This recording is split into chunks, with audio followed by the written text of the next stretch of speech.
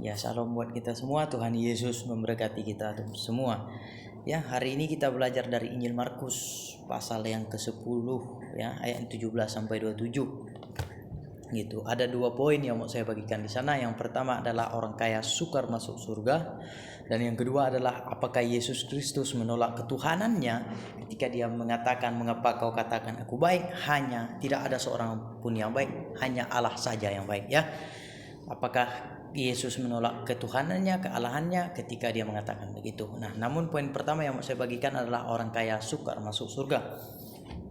Gitu. Nah, sebelum itu kita harus membaca keseluruhannya supaya kita bisa melihat konteksnya keseluruhannya apa ya yang Injil bicarakan, Injil Markus bicarakan di situ, supaya kita tidak kehilangan konteksnya ya. Injil Markus pasal yang 10 ayat 17. Pada waktu Yesus berangkat untuk meneruskan perjalanannya, datanglah seorang berlari-lari mendapatkan dia, dan sambil bertelut di hadapannya ia bertanya, "Guru yang baik, apa yang harus kuperbuat untuk memperoleh hidup yang kekal?" Jawab Yesus, "Mengapa kau katakan aku baik? Tidak seorang pun yang baik selain daripada Allah saja. Engkau tentu mengetahui segala perintah Allah, jangan membunuh, jangan berzina, jangan mencuri, jangan mengucapkan saksi dusta, jangan mengurangi hak orang lain, hormatilah ayahmu dan ibumu." Lalu kata orang itu kepadanya, "Guru, semua itu telah kuturuti sejak masa mudaku." Tetapi Yesus memandang dia dan menaruh kasihan kepadanya, lalu berkata kepadanya, "Hanya satu lagi kekuranganmu. Pergilah, jualah apa yang kau miliki dan berikanlah itu kepada orang-orang miskin, maka engkau akan beroleh harta di surga. Kemudian datanglah kemari dan ikutlah aku." Mendengar perkataan itu, ia menjadi kecewa lalu pergi dengan sedih sebab banyak hartanya. Lalu Yesus memandang murid-muridnya dan di sekelilingnya dan berkata kepada mereka, "Alangkah sukarnya orang yang beruang masuk ke dalam kerajaan Allah." Murid-muridnya tercengang mendengar perkataan itu, tetapi Yesus menyambung lagi, "Anak-anakku, alangkah sukarnya masuk ke dalam kerajaan Allah. Ya, lebih mudah seekor unta melewati lubang jarum daripada seorang kaya masuk ke dalam kerajaan Allah." Mereka makin gempar dan berkata seorang kepada yang lain, "Jika demikian, siapakah yang dapat diselamatkan?" Yesus memandang mereka dan berkata, "Bagi manusia itu tidak mungkin, tetapi bukan demikian bagi Allah, sebab segala sesuatu adalah mungkin bagi Allah." Nah, saudara, kita belajar dari Injil Markus ini adalah orang kaya sukar masuk surga. Nah, apakah karena dia kaya dia sukar masuk surga? Apakah karena dia beruang dia sukar masuk surga? Apakah begitu? Tentunya tidak dong. Tentunya Alkitab tidak mengajarkan begitu ya. Tidak karena dia kaya dia susah masuk surga. Oh, kalau miskin gampang masuk surga. Tentunya enggak begitu ya.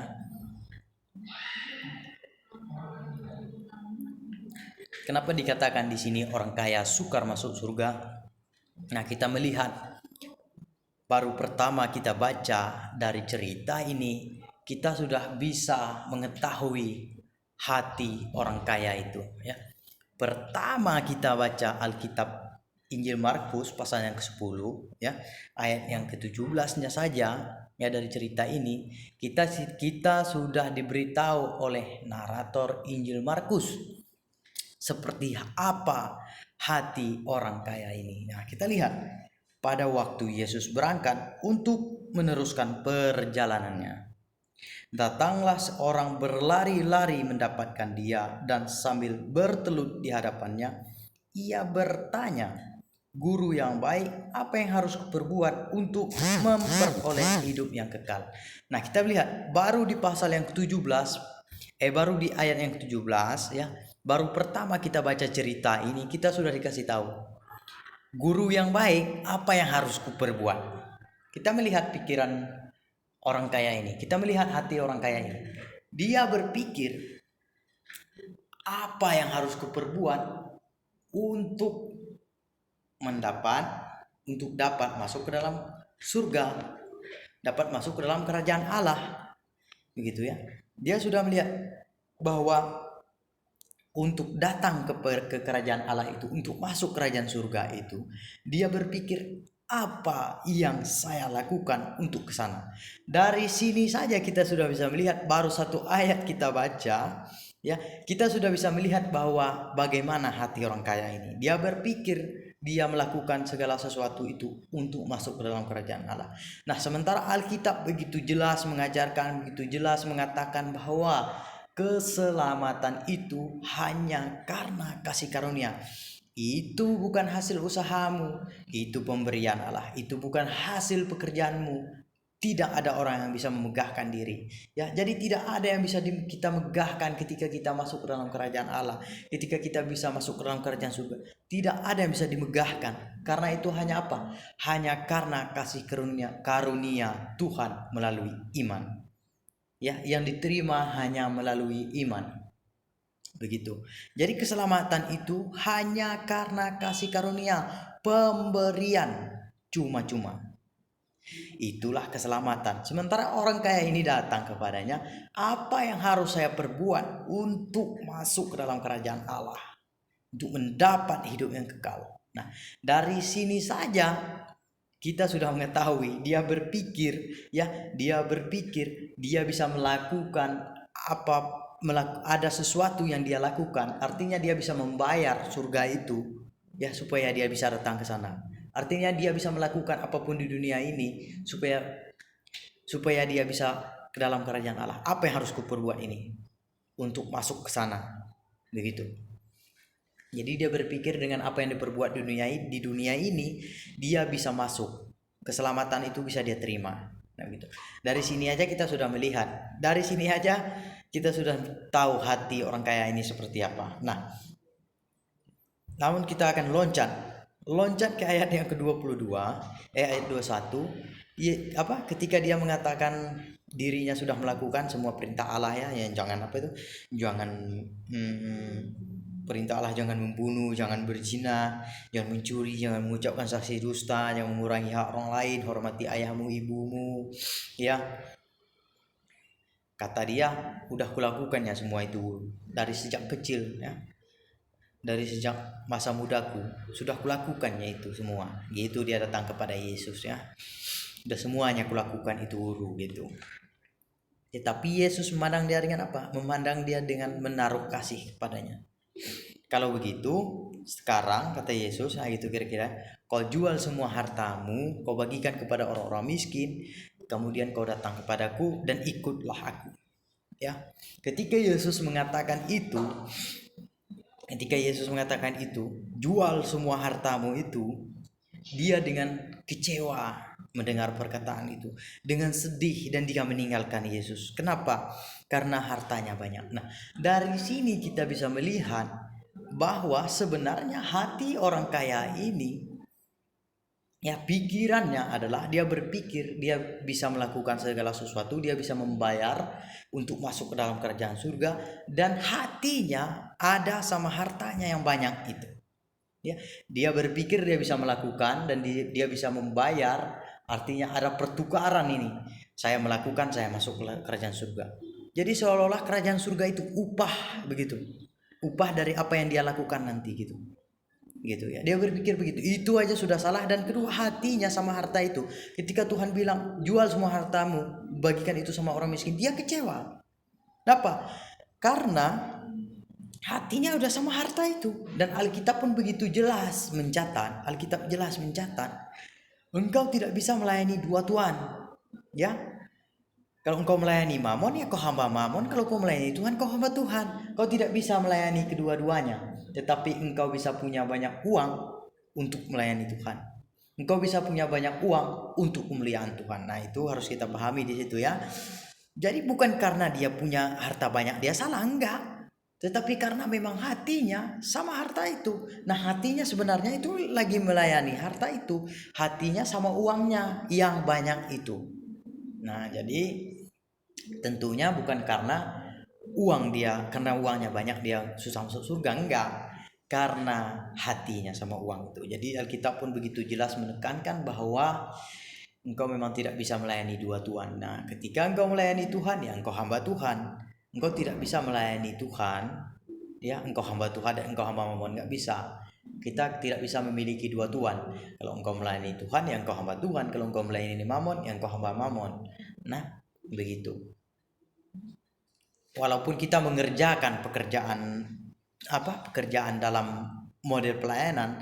Tetapi kalau memang hati kita pada uang, ya kita tetap melayani uang. Walaupun sepertinya kita melayani Tuhan, kalau hati kita sama uang, ya kita tetap melayani Tuhan, tetap melayani uang, sorry ya. Sekalipun kita sepertinya pelayanannya melayani Tuhan, kalau hati kita sama mamon, kita tetap melayani mamon dan kita tetap hamba mamon. Tidak bisa engkau melakukan, karena engkau tidak bisa memiliki dua tuan. Ya, hatimu yang menentukan di mana engkau melayani yang mana. Nah begitu. Jadi itu sangat jelas ya, di mananya hati orang kaya ini. Ya, hatinya lagi di uangnya, dari hartanya yang banyak itu. Karena waktu Yesus bilang jual semua itu, dia kecewa. Ikut aku, dia nggak mau karena hartanya banyak. Dia pergi meninggalkan Yesus. Dia lebih memilih hartanya daripada dia melayani Yesus, mendengarkan perkataan Yesus.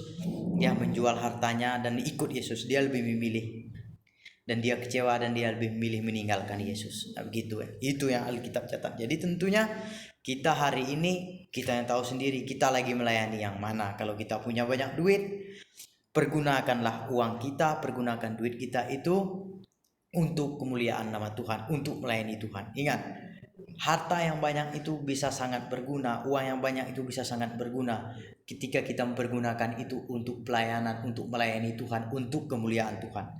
Tetapi harta itu juga bisa membuat kita jauh daripada Tuhan kalau kita melayani harta kita itu, kalau hati kita pada kita harta gitu ya. Jadi kita harus hati-hati mungkin di sini, dan kita harus hati-hati juga menerjemahkan ayat ini. Tidak ada yang salah dengan banyaknya uang, tidak ada yang salah dengan banyaknya harta.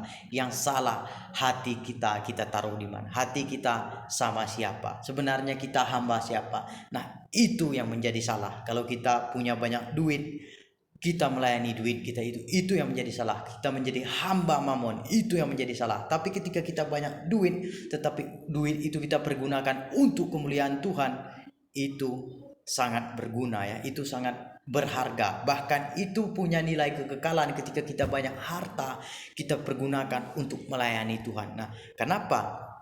Karena kita lihat di ayat yang ke-21, tetapi Yesus memandang dia dengan menaruh kasih kepadanya, lalu berkata, hanya satu kekurangan. Pergilah, jualah apa yang kau miliki dan berikanlah itu kepada orang-orang miskin, maka engkau akan beroleh harta di surga. Berarti ketika kita mempergunakan itu untuk kemuliaan Tuhan, ada nilai kekekalan di situ. Nah, ini suatu hal yang sangat penting untuk kita ketika kita memiliki banyak harta, ya. Ada nilai kekekalan ketika itu kita pergunakan untuk kemuliaan nama Tuhan. Jadi jelas, bukan karena duitnya, bukan karena banyaknya, tapi karena hatinya memang menjadi hamba hartanya. Jadi itu ya. Jadi bisa kita pahami ini ya dengan begitu mudah, bahwa punya uang banyak tidak masalah, punya harta banyak tidak masalah, tetapi hati kita yang harus tetap menjadi hamba Tuhan, dan tetap apa yang kita miliki itu untuk mempermuliakan nama Tuhan ya. Kita mencatat dari dia dan untuk dia sampai selama-lamanya ya. Jadi begitu. Nah, poin yang kedua dari ayat ini yang mau saya bagikan adalah apakah, nah ini sangat sering ayat ini dipakai, apakah Yesus menolak ketuhanannya atau kealahannya ketika dia mengatakan tidak ada seorang pun yang baik, hanya Allah sajalah yang baik. Apakah Yesus menolak kealahannya ketika dia katakan, orang kaya ini tadi katakan, guru yang baik, apa yang harus berbuat untuk mendapat kehidupan yang kekal? Kenapa kau katakan aku baik, kata Tuhan ya. Itu ada di ayat 17 sama 18 ya. Orang kaya itu datang kepada Yesus, dia bertelut di hadapan Yesus. Dia berkata, guru yang baik, apa yang harus kuperbuat? Yesus menjawab, kenapa kamu katakan aku baik? Yesus menjawab dia dengan pertanyaan. Dia bilang guru yang baik, apa yang harus kuperbuat? Yesus menjawab, kenapa kau katakan aku baik? Nah, itu Yesus menjawab, kenapa kau katakan aku baik? Tanda tanya ya. Jadi Yesus menjawab dia dengan pertanyaan. Kira-kira Yesus lagi menyatakan dirinya baik atau dirinya tidak baik di sini? Nah, harusnya kita bisa memahami ini dengan begitu mudah. Tidak ada suatu yang ditekankan Yesus di sini. Dia bilang aku baik dan aku tidak baik. Dia tidak lagi menolak, oh aku nggak baik. Enggak. Orang kaya ini bilang, guru yang baik, apa yang harus kuperbuat? Nah, Yesus menjawab, kenapa kau katakan aku baik? Dia menjawab dengan pertanyaan, kenapa kau katakan aku baik? Tidak ada satupun yang baik, hanya Allah saja yang baik. Selain daripada Allah yang baik, ya. Jadi kira-kira Yesus lagi menolak dia dibilang baik atau enggak? Ini enggak ada penekanan di situ ya. Oh, aku enggak. Kau jangan bilang aku enggak baik. Kau jangan bilang aku baik. Aku enggak baik. Hanya Allah saja yang baik. Enggak begitu. Enggak begitu ayat ini bicara. Ayat ini bicara, kenapa kau katakan aku baik? Nah, gampang kita mengerti kan? Sangat gampang kita mengerti dengan kalimat ini begitu. Sangat gampang kita melihatnya. Ya. Ketika orang kaya itu bilang guru yang baik, Yesus jawab, kenapa kau katakan aku baik? Tidak ada yang baik selain daripada Allah saja. Nah, kira-kira Yesus lagi mengatakan dirinya di sini, menyatakan dirinya Tuhan, atau dia lagi menolak kalau dia itu Allah? Kalau dia lagi menolak kalau dia itu Tuhan. Nah, kalau saya diserang ya, bahwa ada orang yang nggak percaya Tuhan, dia menyerang pakai ayat ini, wow itu saya sangat senang sekali saya kalau diserang dengan ayat ini. Justru kalau dia mau membuktikan bahwa Yesus Kristus bukan Tuhan dengan ayat ini, justru saya bisa membuktikan kebalikannya. Dengan ayat ini sendiri saya bisa membuktikan bahwa Yesus Kristus adalah Tuhan. Ya. Guru yang baik, apa yang harus kuperbuat supaya masuk ke dalam mendapat kehidupan yang kekal? Kenapa kau katakan aku baik? Pertanyaan, tanda tanya, kenapa kau katakan aku baik? Tidak ada yang baik selain daripada Allah saja. Dengan kata lain, kenapa kau katakan aku baik? Tidak ada yang baik hanya pada Allah. Allah saja yang baik. Dengan kata lain, kalau engkau melihat aku baik, ya berarti aku Allah. Nah, simpel kan? Jadi begitu kita melihat ayat ini, ya kita bisa melihat kalau kita teliti membaca Alkitab, kita teliti mempelajarinya, ya tentunya kita langsung melihat itu. Ayat ini Yesus lagi justru mau menyatakan dirinya adalah Tuhan, bukan malah menolak dirinya adalah Tuhan. Itu udah pasti pemahaman yang sangat keliru gitu. Mungkin anak SD pun mungkin bisa mengerti, bisa paham ini begitu.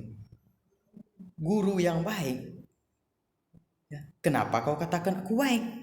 Kata Yesus, hanya Allah yang baik. Dengan kata lain, kalau engkau mengatakan aku baik, ya aku Allah. Yang lain tidak ada yang baik, hanya Allah yang baik. Hanya Allah saja yang baik. Kalau engkau mengatakan aku baik, ya aku Allah. Begitu loh, begitu. Gampang sekali untuk memahami ini begitu. Nah, namun kalau kita begitu susah, saudara untuk memahaminya, begitu susah untuk mengartikannya, ya untuk memahami ayat ini, Injil Markus tidak tiba-tiba langsung di ayat yang ke-10, ya. Injil Markus tidak tiba-tiba langsung serta kita baca Injil Markus, mulai dari Injil Markus langsung ayat 10. Enggak, ayat langsung pasal yang ke-10. Ayat yang ke-18, 17 dan 18. Enggak langsung situ. Ada pasal 1 sampai pasal 9 sebelum pasal 10. Ya. Di sana pun kita sudah bisa melihat kok bahwa Injil Markus itu narator Injil Markus menjelaskan kepada kita tentang Yesus Kristus adalah Tuhan, Yesus Kristus adalah Tuhan dengan segala apa yang dia perbuat dari pasal ke pasal, ya, dari kejadian yang Yesus lakukan di Injil Markus itu. Ya, Injil Markus mencatat itu. Jadi kalau kita begitu susahnya memahami ayat ini tadi, ayat 17 dan 18 ini, kita bisa membaca keseluruhan dari Injil Markus itu, ya. Contohnya di pasal kedua, ya. Injil Markus Injil Markus, Yesus menyembuhkan orang pada hari Sabat.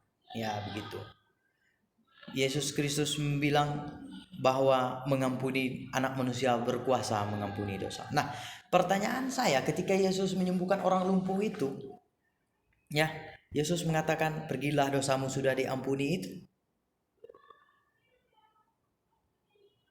orang Farisi bilang kepadanya, "Siapa dia ini menghujat Allah, menghujat Tuhan? Mengapa dia bilang dosanya sudah diampuni? Hanya Allah sajalah yang bisa mengampuni dosa orang." Nah, begitu kira-kira orang Farisi itu. Tidak menerima apa yang Yesus katakan, "Pergilah, dosamu sudah diampuni itu." Begitu. Tetapi Yesus menjawab, "Ketahuilah, di bumi ini, di dunia ini, anak manusia berkuasa mengampuni dosa."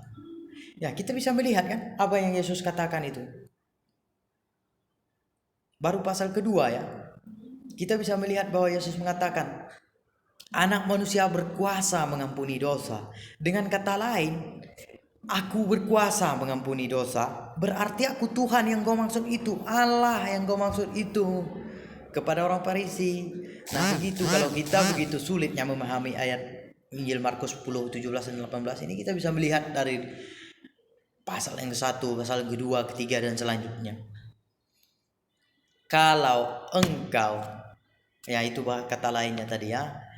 Kata lain dari pasal yang kedua itu, kalau engkaunya mengetahui Allah yang berkuasa mengampuni dosa, ketahuilah, kata Yesus itu kira-kira, ketahuilah anak manusia di bumi ini berkuasa mengampuni dosa. Dengan kata lain, aku berkuasa mengampuni dosa, berarti aku Allah, akulah Allah yang kau maksud itu.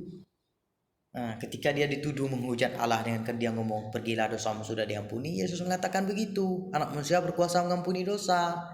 Ya, berarti aku berkuasa mengampuni dosa, berarti aku adalah Tuhan, adalah Allah yang kau maksud itu, yang berkuasa mengampuni dosa. Dan kata lain, Yesus lagi menegaskan dirinya adalah Tuhan. Nah, jadi jelas Injil Markus begitu banyak membuktikan bahwa akulah Allah, akulah Tuhan, begitu. Nah, kita baca lagi ke ayat-ayat selanjutnya, ya, waktu Yesus dan murid-muridnya di ladang gandum, ya.